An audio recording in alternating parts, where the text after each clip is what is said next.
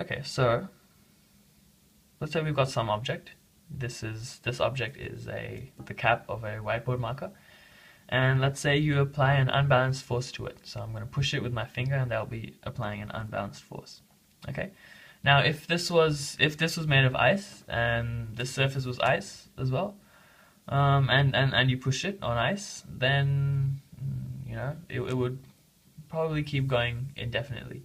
Once you apply that initial push, it would keep traveling. But obviously, that's not going to happen here. When you push it, it's going to move a bit and then it's going to stop. And why is that? Well, the fact that it's coming to a stop must mean that there's an unbalanced net force acting on it, because an object's velocity can only change if there's some unbalanced net force acting on it. So, well, obviously, I get it to start moving by applying a force with my finger, but what is the force that gets it to stop moving? Well, that's the force of friction. The force of friction is the force that opposes motion. It always acts in the direction opposite to the direction that the velocity is in. So if it's traveling this way, then the force of friction is that way. So it's trying to oppose its motion. Okay?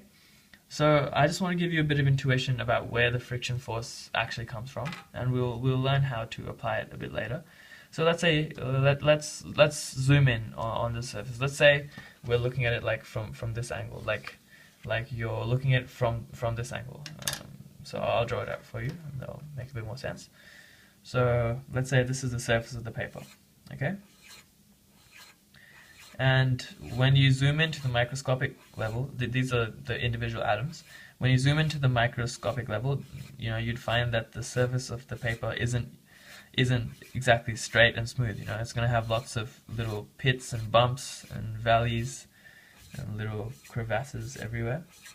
So it's not going to be straight, and you can probably see that just by looking at a piece of paper with your naked eye. You'll be able to see that there's some imperfections there.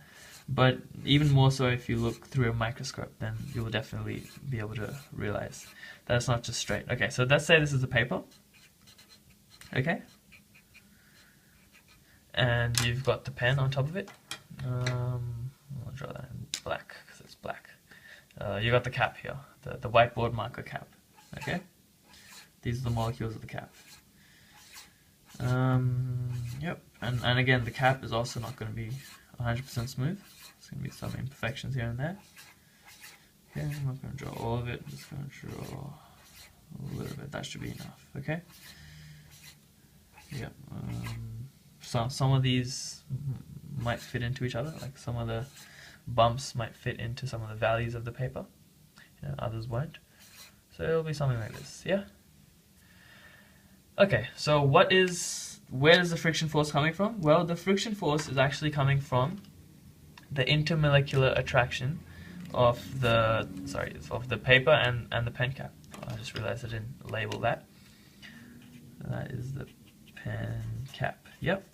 And if you do chemistry, this will make a bit more sense. I'll explain it in simple terms first for people who don't do chemistry. So basically, there's some electrostatic attraction between these atoms, between the atoms of the pen cap and the atoms and molecules of the paper. Because atoms have a positively charged nucleus and they have electrons, and it is possible for there to be some electrostatic attraction between the two.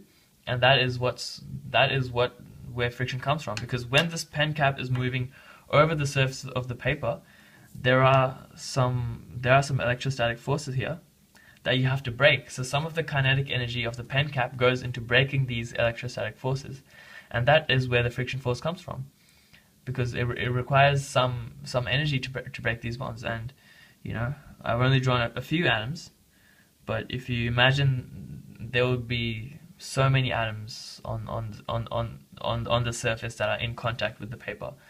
Maybe a billion, maybe even more. I don't know how many there would be, but these forces are really weak. But if you add them up over all the atoms that are present in this pen cap, they really add up, and that's where friction comes from. Friction is just the energy that's being taken away from the kinetic energy of the pen cap, and it's being converted into the energy required to break these bonds.